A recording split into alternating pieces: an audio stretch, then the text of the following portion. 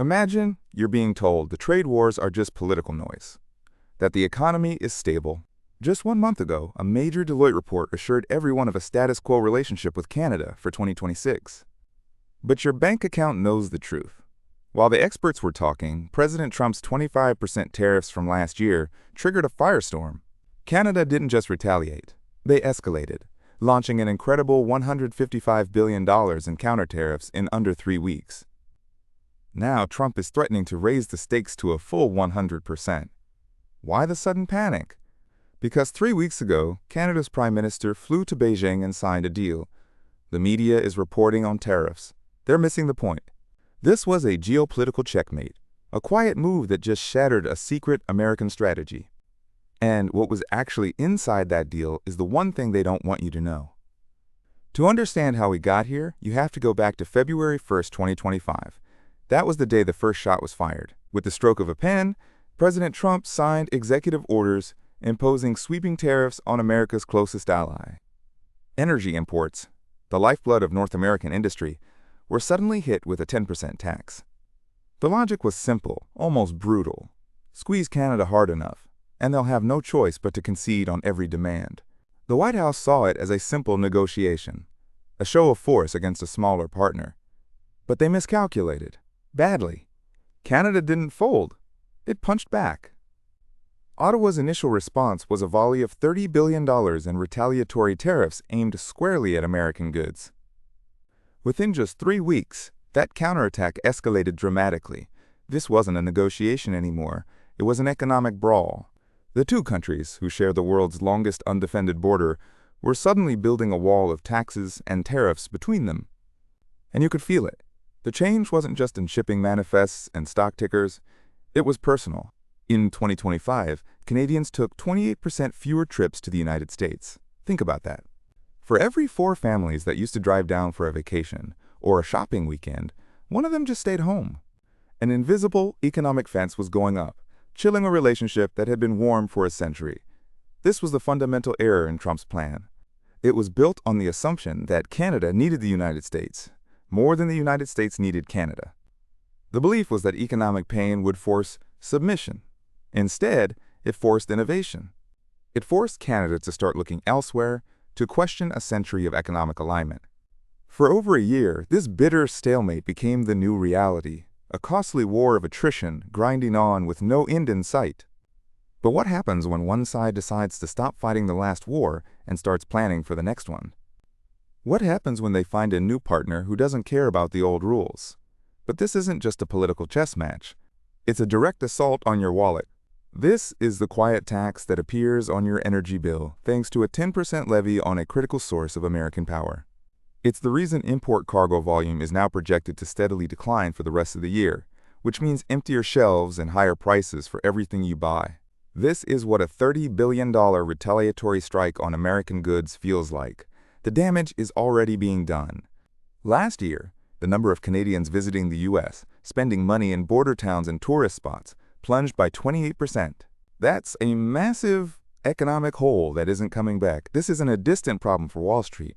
It's a slow-motion crisis for Main Street, for your job, your savings, your future.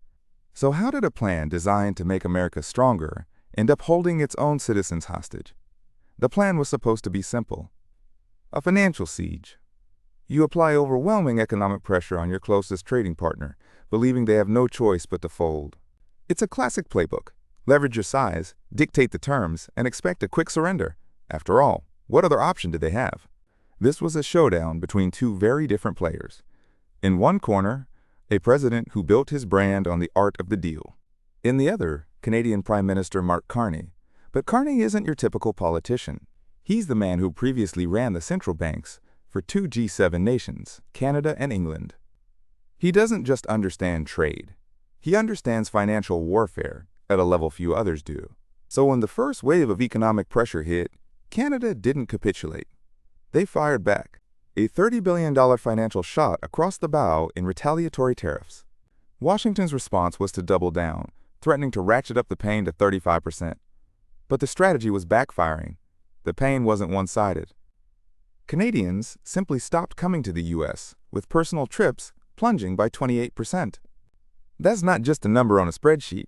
That's real economic damage to American border towns. So why didn't the master plan work? Why did Canada refuse to break? Because while everyone was focused on the escalating war of words, they missed the quiet construction of an economic escape hatch. Canada wasn't just enduring the siege. They were building a back door, a hidden financial mechanism, built in secret, that was about to make the entire American strategy obsolete. So how did Canada escape the siege? It wasn't through retaliation, it was through a brilliant, counterintuitive strategy I call the Carny Counterflow. Think of North American trade as a massive, one-way river. For decades, that river has flowed south, from Canada to the United States. The White House plan was simple. Build a dam. They believed the pressure would build up behind that dam until Canada had no choice but to break. But they never asked a simple question. What if Canada could divert the river? Here's how the counterflow works in 3 steps. First, the pivot. Instead of fighting the dam head-on, Prime Minister Mark Carney flew to Beijing. He didn't sign a massive free trade deal. The media got that wrong. He did something much smarter. He negotiated a strategic partnership, selectively cutting tariffs in just a few key sectors. He didn't need to divert the whole river. Just open a small, secondary channel to release the pressure. Second, the leverage shift. With this new channel open to China, Canadian producers suddenly had an alternative. They were no longer a captive market. The power dynamic flipped overnight. Now, American companies who desperately needed Canadian resources had to compete. The tariff wasn't just a tax on Canada anymore. It became a penalty for American businesses. Finally, the boomerang effect. The consequences started showing up at home. As American companies either paid the price or looked elsewhere, import cargo volume at major U.S. ports began a steady decline. The economic pain, designed to be a weapon pointed at Ottawa, was now ricocheting back into the American supply chain. This wasn't just business, it was personal. In the year the tariffs began, Canadians took 28% fewer trips to the United States. It sounds almost too simple to be true. A targeted deal with a rival power, designed to flip the script on the world's largest economy. But when you look at the raw data, the math is undeniable. To see the first cracks in the plan, you don't look at a stock chart, you look at a map. Specifically, at the small towns and cities that dot the American side of the Canadian border. These communities were the front line. They became the first victims. Consider Niagara Falls, New York. For generations, its economy ran on 2 things: the stunning power of the falls and the steady flow of Canadian tourists with wallets full of cash. They crossed the Rainbow Bridge for shopping, for dinner, for a weekend away. That flow wasn't just a bonus, it was the town's lifeblood. Then, the counterpunch landed. When Canada hit back with an initial $30 billion in targeted duties on American goods, it also had a chilling psychological effect. The spigot of tourism was turned off. In a single year, the number of Canadians making trips to the U.S. plummeted by 28%. Let's make that number real. Imagine you own a small diner in a border town. Now, imagine nearly 3 out of every 10 customers you serve each day simply stop coming. Forever. That's not a line on a spreadsheet. That's empty tables, spoiled inventory, and staff you can no longer afford to pay. It's the quiet panic of watching your life's work evaporate. We can give this phenomenon a name: the proximity penalty. A simple, brutal equation, where the closer your business was to Canada, the more you suffered. The pain wasn't abstract. It was visible in the vacant parking spaces at outlet malls and the for-lease signs appearing in storefront windows. This was the first, undeniable proof that the economic siege was creating friendly fire casualties. The shockwave wasn't just being felt in Ottawa. It was being felt in Buffalo, in Detroit, in Seattle. The administration had gambled that America was immune to the pain it was inflicting, that the pressure would only flow one way. The empty diners and silent cash registers along the border told a very different story. But this was just the beginning. So how does this counterattack actually work? To understand the mechanics, you have to forget everything you know about a traditional trade war. This isn't a boxing match, where 2 sides trade blows until one falls. This is financial jiu-jitsu. It's about using your opponent's own weight and momentum to throw them off balance. Most analysts and most of the public missed this because they were watching for the knockout punch. They were looking at the headline tariff numbers. The real action was happening underneath, in the plumbing of the global economy. Here's the step-by-step breakdown. First, the attack. The administration imposes massive tariffs, expecting Canada to do one of 2 things: either fold immediately or retaliate symmetrically. And at first, Canada played along. They responded with an initial $30 billion in retaliatory tariffs on American goods. This is the predictable part. It's the move everyone sees coming. It's loud, it's angry, and it makes for great television. But it was a feint, a distraction. The real move, the one that changed the game, was something I call the Pacific bypass. Instead of just pushing back against the American wall, Prime Minister Carney's government began building a door. 3 weeks ago, he was in Beijing, not to sign a massive, headline-grabbing free trade agreement, but to do something much more subtle and far more dangerous. They engineered a new strategic partnership. That sounds vague. It's not. It means they surgically targeted key sectors and cut tariffs with a new partner. Think of the North American economy as a closed-loop system. The U.S. squeezes one part of the pipe, expecting the pressure to build until the system bursts. But Canada didn't let the pressure build. They drilled a release valve. They found new buyers for the goods America was taxing and new suppliers for the goods America was withholding. This is why most people don't see the damage. It's not a single, catastrophic explosion. It's thousands of small, quiet diversions. A lumber producer in British Columbia finds a new buyer in Shanghai. A parts manufacturer in Ontario sources a critical component from Guangzhou instead of Ohio. Each transaction is small, but they add up. And for the United States, the consequence is brutal. You don't just lose a sale, you create a vacuum in your own supply chain. Suddenly, that construction firm in the Midwest can't get the lumber it needs. That auto plant in Michigan is waiting on a part that's now taking a much longer trip across the ocean. The data is already showing the impact, with import cargo volume at major ports now projected to steadily decline for the rest of the year. The bypass isn't just about Canada escaping. It's about rerouting the flow of commerce itself, leaving parts of the American economy to run dry. But describing the mechanism is one thing. To truly grasp the scale of this financial earthquake, you have to look at the numbers. You have to follow the money. And when you do the math, the reason for the panic becomes terrifyingly clear. If the border towns were the first tremor, the nation's ports were the earthquake. The damage was no longer confined to a single region or a specific industry. It had gone systemic. This is what I call the supply chain cascade. Think of it like this. A tariff isn't a single tax. It's a poison injected at the start of a river. As it flows downstream, every stop along the way, every shipper, every trucker, every warehouse gets contaminated. Each one adds their own markup, not just on the product, but on the new risk, the new uncertainty. A 10% tariff at the port can easily become a 30% price hike by the time it reaches you. The initial blow is multiplied. The official line last year was that trade patterns were holding steady, but the numbers coming out of the nation's major container ports paint a terrifyingly different picture. We're now seeing projections of a steady decline in import cargo for the rest of the year. These ports are the arteries of the American economy. What happens when they start to clog?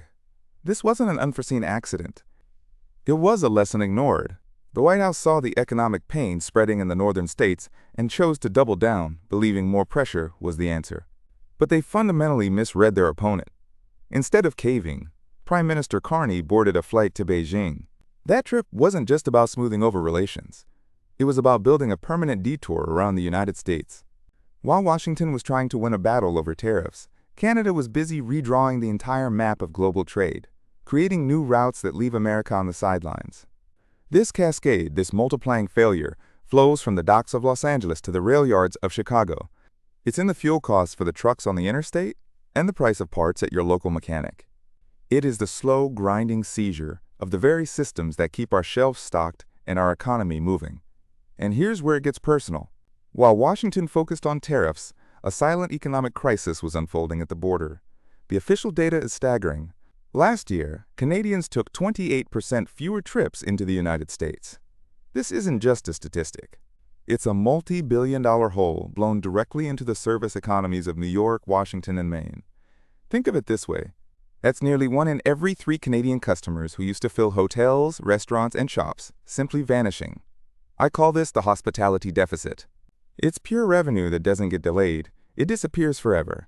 A self-inflicted wound that cost American jobs before the real retaliation even began. And it did begin.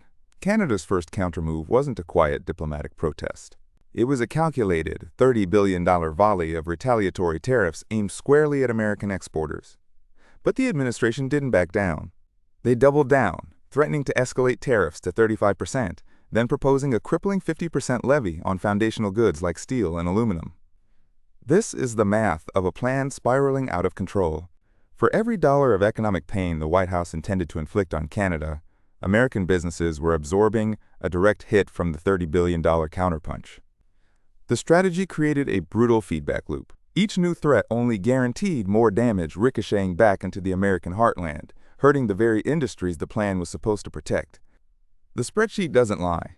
The economic siege was failing, costing billions and achieving the opposite of its intended effect. With the numbers laid bare, the architects of this strategy were left staring at the wreckage, forced to consider what their next move could possibly be. This is where the models diverge, branching into three possible and terrifying future scenarios. Now, you'll hear the counter-argument. You'll see the reports, like one from just 4 days ago, claiming the trade war wreaked little havoc on trade patterns last year. The official line is that this is all strategic noise, a masterclass in negotiation where the fundamentals of the economy remain untouched. They'll tell you that the numbers prove the strategy is working. And for a moment, they had a point. This is a classic case of what I call the tariff lag. Economic pain isn't a light switch, it's a slow-moving poison. For months, large corporations absorbed the initial costs, hoping for a quick resolution. Your local businesses ate the margins, desperately trying not to pass the pain on to you. That created a mirage of stability. The lag is over.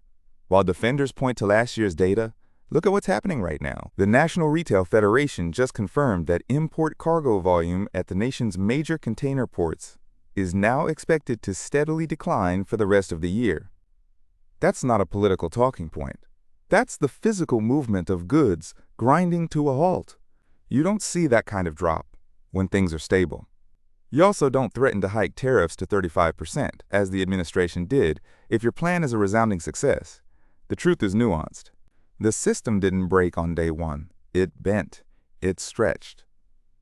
It groaned under the pressure of that initial $30 billion wave of retaliatory tariffs from Canada. That initial resilience is what the skeptics point to as proof of victory. They mistake a body absorbing a punch for a body that can't be knocked out. But even if they were right, so where does this road lead? Right now, the North American economy is balanced on a razor's edge, with two very different futures branching out from this moment. The first path is a slow, grinding decay. I call this the economic ice age. In this scenario, the loudest threats remain just that, threats. Prime Minister Carney successfully downplays the China deal, framing it as a minor adjustment on just a few sectors. No grand alliance is formed. Instead, trade slowly seizes up. We're already seeing the warning signs. Projections show import cargo volume at major container ports is set to steadily decline for the rest of the year. This isn't a crash. It's a slow suffocation, a new normal where everything costs a little more and arrives a little slower. But there's another, more violent path. This is the great uncoupling. In this future, the rhetoric becomes reality. The White House makes good on its warnings, escalating tariffs to 35%, as has been threatened before. This isn't a slow bleed. It's a sudden, catastrophic rupture. The complex web of cross-border commerce doesn't just fray, it snaps. The probability of this scenario isn't high, but it's no longer zero. It has moved from the unthinkable to the dangerously possible, dependent entirely on a single social media post or a late-night decision. The most likely outcome probably lies somewhere in between. Of course, the skeptics will tell you this is all just noise. They'll point to reports claiming trade patterns remain largely unchanged, arguing that the fundamental economic gravity between the two nations is too strong to be broken by politics. Now, I know what some of you are thinking. You've seen the official reports. The counter-argument, which you'll hear from Washington, is that this is all overblown. They'll point to data showing the trade war wreaked little havoc on trade patterns last year. The narrative is that the fundamental flow of goods between our two countries is stable. That this is just political theater, and the core economic engine is humming along just fine. But this argument has a fatal flaw. It's a sleight of hand I call the pattern illusion. They're asking you to look at the shape of the river while ignoring the fact that the water level is dropping dangerously low. The real question isn't whether goods are still moving. The question is, How much? The answer is chilling. Brand new data, just 3 days old, shows that import cargo volume at the nation's major container ports is now expected to steadily decline for the rest of the year. This isn't a shift in patterns, this is a slow-motion collapse in volume. It's the quiet draining of the economic reservoir. While officials point to a map and say the roads are the same, the ports, the very heart of the system, are signaling a seizure. It's like saying the deck chairs on the Titanic are still perfectly arranged as the ship slips beneath the waves. This isn't about being for or against an administration. It's not about politics. It's about understanding the difference between a headline and a balance sheet. So, the obvious question is, what am I doing with my own money? Before I answer, the mandatory part, I am not a financial advisor. This is not a recommendation to buy or sell any asset. This is a transparent look into my personal playbook, for educational purposes only. You are responsible for your own decisions. My entire strategy hinges on a single belief: the market is pricing in the absolute worst-case scenario. It's reacting to social media posts and political rhetoric, not just balance sheets. That's where the dislocation happens. So my trigger for action isn't a technical indicator, it's a political one. I am waiting for the first concrete sign of de-escalation. Not a rumor, but an official joint statement, a public walking back of the most extreme threats. That's my signal to move. But I'm not betting the farm. I have a specific rule for this, which I call the reversal probe. It's a strictly controlled position size, a small, initial allocation designed to test the market's reaction. If the de-escalation is real, the position is already in place. If it's a political head fake, the damage is minimal. This isn't about catching the exact bottom. It's about buying fear when it's cheapest. Because right now, the market is a coiled spring, wound tight by uncertainty. And when that pressure finally releases, the snapback won't be a slow climb. It will be a violent surge upward. So this is where we are. A trade dispute, designed to be a show of force, has fractured the continent. The belief that economic pressure was a silver bullet has been proven disastrously wrong. This isn't a political game anymore. It's a structural crisis. As import cargo volumes at our major ports are now forecast to steadily decline through the rest of this year, the shockwaves are just beginning to hit home. The decisions made in the next few weeks will define the next decade. And that's why our next investigation is so critical. We'll expose the industry's quietly repositioning for this new reality, and the one asset class set to benefit from the chaos. You won't want to miss it. Because history is being written right now, and the ink is made of money.